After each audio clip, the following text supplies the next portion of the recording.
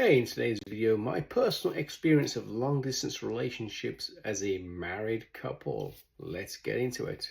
For me personally, there are several stages to a long distance relationship. The first initial stage is wow, you have freedom for once. You know, you can go do something within respect. You can do a lot more things. Um, and you have more control of your own life to a certain respect because your partner is not there, having a say on what you do, so you have a little bit of freedom.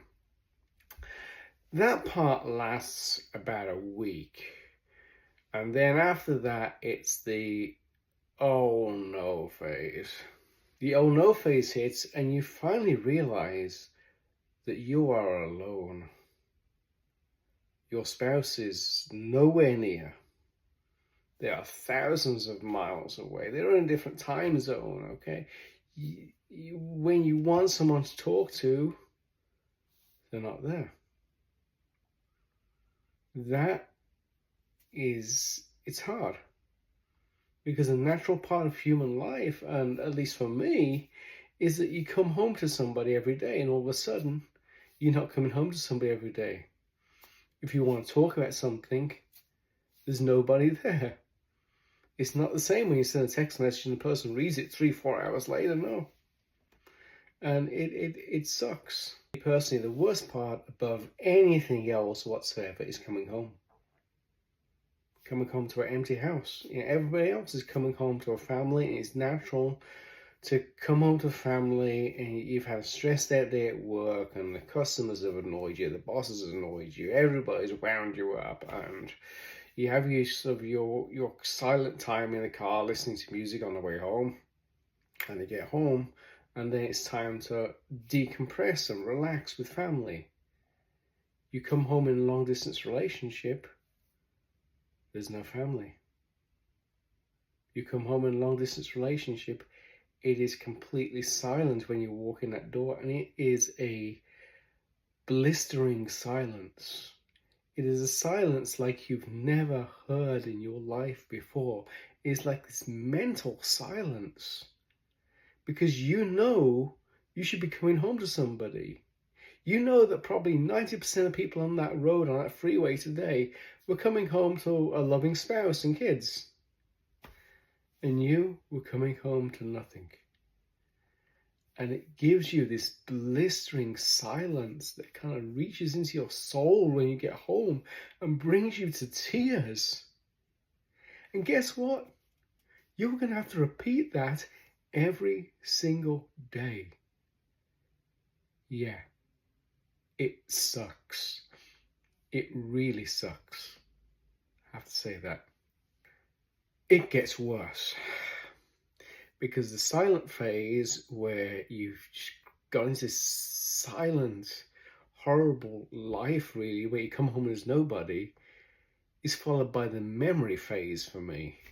The memory phase is you start to look at old pictures, you start to remember things about your spouse, you start thinking about places you used to go, you look at old pictures, all kinds of stuff like that.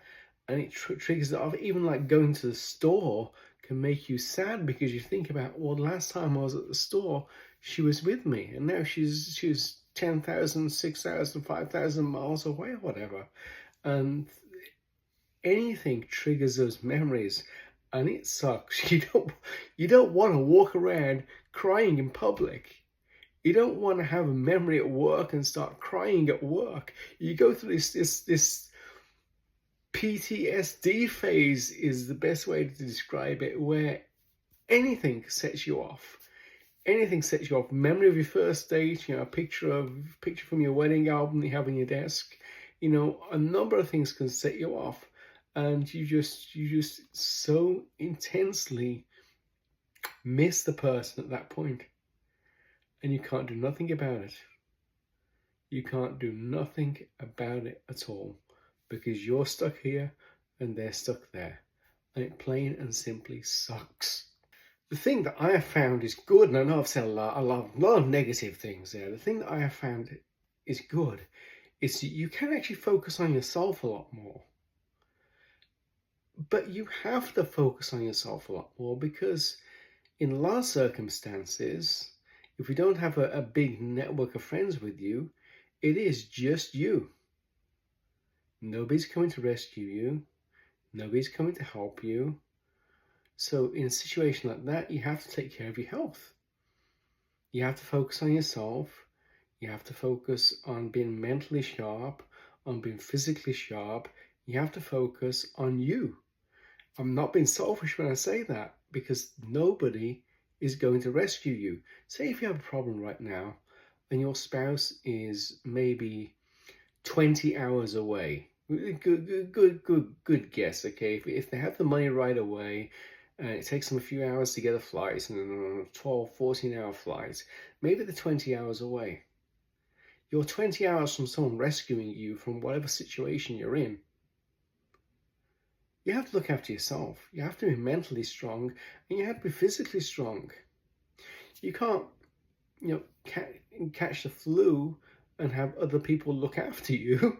You have to look after yourself. You can't let yourself be mentally weak and break down all the time. You have to be mentally tough. It is the toughest existence on the planet, being in a long-distance relationship, I have to say. It is horrible. But you know what? Through that existence, you grow stronger. You become a much stronger, much more resilient person, and you become a healthier person as well. You build healthier habits, because you have to build those habits. If you don't build those habits, if I didn't build those habits, then something bad may happen to me, and my spouse would not be there to take care of me when that bad thing happened. So you realize that you have to build these healthy habits. You have to build these healthy habits into your everyday life. Otherwise, plain and simply, you're screwed. It's just as simple as that. So yes, you focus on yourself, but focusing on yourself, especially when you're really in a long-distance relationship, is not necessarily a bad thing. And then it kind of transitions into this countdown phase where, you get into your routine, you play out your routine day after day after day, and you realize that if you play out your routine day after day after day, what I found is that the days actually go faster. And then you start counting down the weeks till you see each other again. And I think that's an important point, is that you must have a plan. Have a plan to say that on this date, no matter what, we are going to see each other again. We are going to be together again. Because a long distance relationship, especially if you're not married, will fail if you do not have that plan. If you don't have a plan, you're thinking, well, I'll kind of get a job in your country, eventually when I get the job, I will come and be with you. Well, that kind of plan is very abstract. It doesn't have any firm deadlines behind it. Have a plan that says, on this day, I'm flying out to see you, no matter what. Have that plan. When you have that plan, then you can start counting down the weeks, and it becomes a lot easier. I'm right now, I am on week 7. Next Sunday, I'll be on week 6. I'll actually keep counting down those weeks. And I've got a little piece of paper next to my bed, and every Sunday, I just scratch off a day. And eventually, it will get down to 0. It becomes a lot easier. It becomes a lot easier when you do that. And it's the same thing, prisoners do, and scratching the lines on the wall kind of stuff. It's the same thing, you are stuck here. There is no way out. Count down the days, and it will go a little darn quicker, is what I find. And I'll say, finally, for me, structure helps.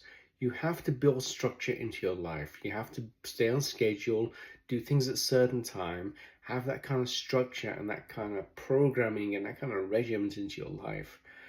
Because if you don't, especially in a long distance relationship, what I found is that your mind will drift, and you'll go off and you will do things that are damaging to the relationship. I know it's going to happen, guys. Guys out there, I know what guys do when they get bored. I know what guys do when they get bored. Especially in a long distance relationship, if you get bored and there's women around that are available, what's a guy going to do, honestly?